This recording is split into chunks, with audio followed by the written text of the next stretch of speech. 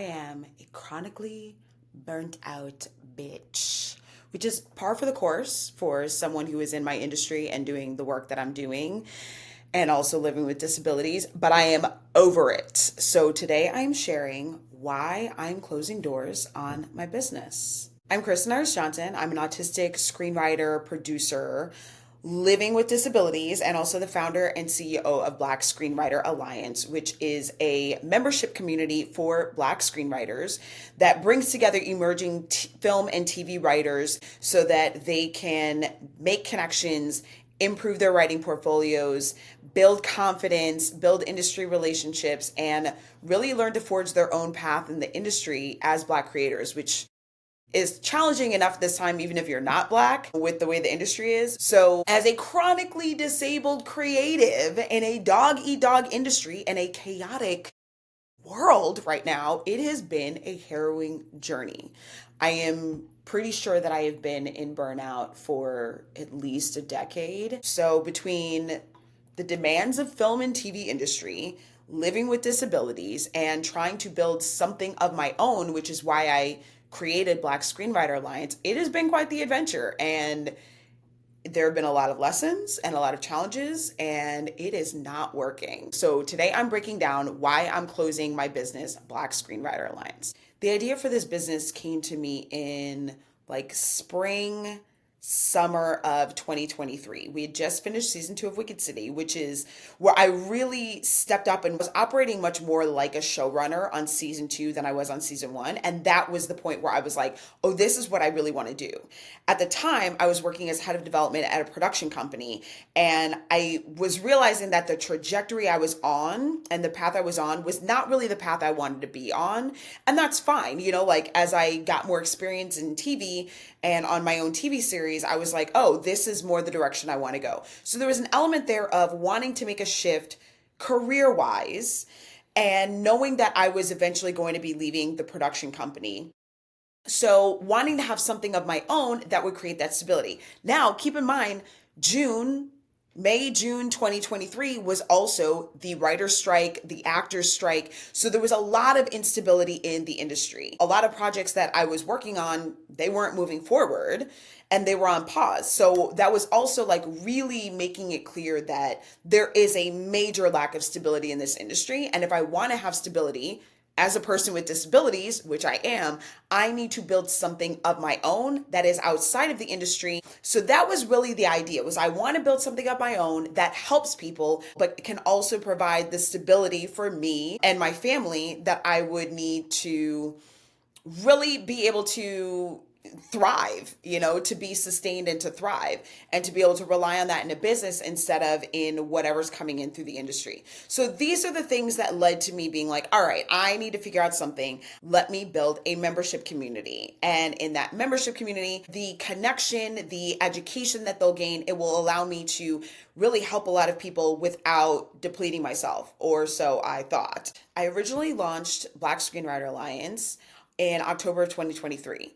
And right on the heels of that, we got greenlit for Wicked City season 3, which was its own harrowing journey. It was really challenging creatively and logistically, but I was basically had this baby business, this baby community, and also still full steam ahead, full time in my career in film and TV with Wicked City, and also producing. I was still producing like several film projects at the same time as well. So it was very demanding. It was very, very demanding. And it was to the point where I was really realizing that I needed to take something off my plate. And with Black Screenwriter Alliance being the new baby that I was wanting to build into the future, I decided that in June of 2024, I was going to resign. So I decided this about 6 months ahead of that. I knew that I wanted to resign. The work at the production company was something that had to come off my plate for me to pursue the things that I really wanted to, and also to do it in a way that was going to be sustainable, because I was in a really bad burnout. Like,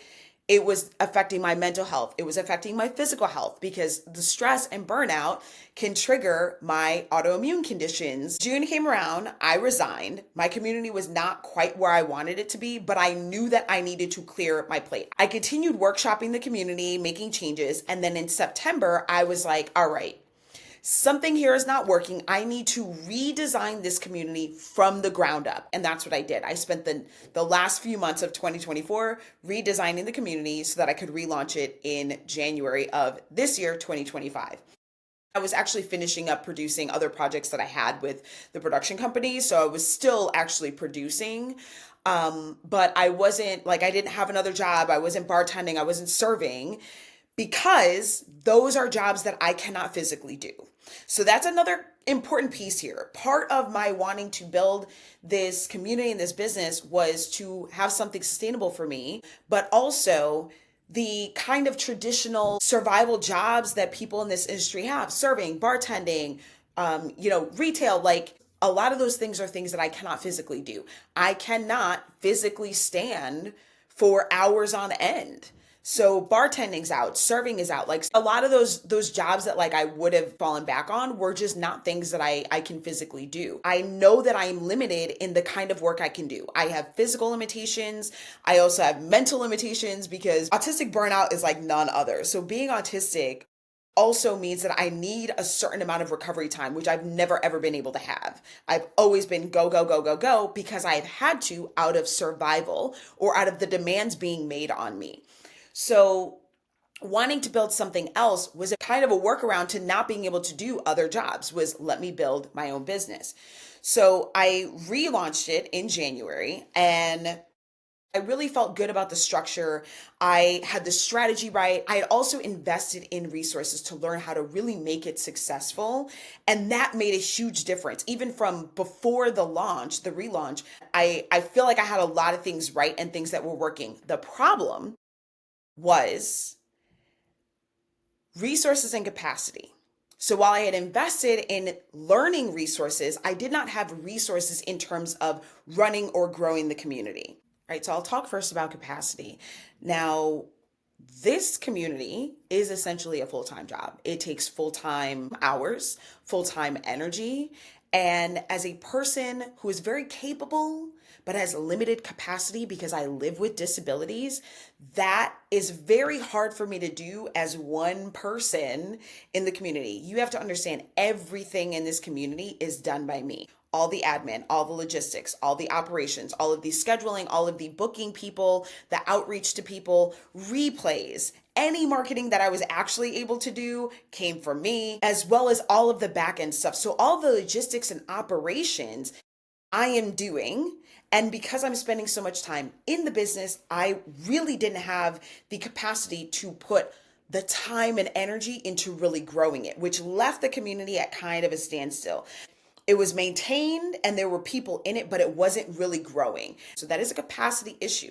The other thing is keeping in mind that as a person with disabilities, I have limited capacity despite the fact that I have not been operating that way. So if I'm spending all this time and full-time level work in the community and not able to grow the community to a point where it is actually financially sustainable, I am limiting my ability to make money in other avenues, including film and TV. Like I have not really been able to pursue film and TV projects this year because I've spent so much of my time and energy in my business. That also has kept me in a state of burnout, which is not why I started a business, right? The whole idea was to come out of burnout and to be sustained. Problem of capacity could have been solved with the right resources.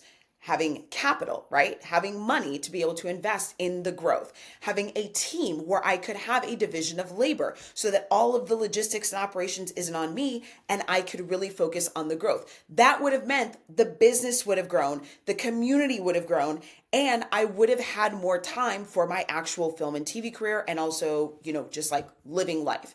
But that didn't happen. And that didn't happen because I started out under-resourced, which has been the story of my entrepreneurial life.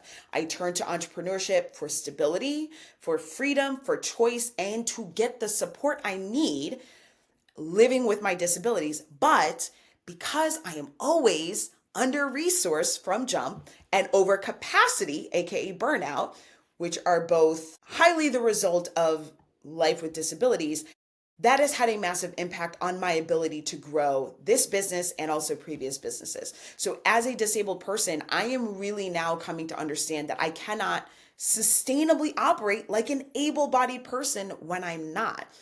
I have to change the way I operate in my film career, in my business endeavors, and in the world in general in a way that is actually supportive of me living with disabilities and sustainable in the long term.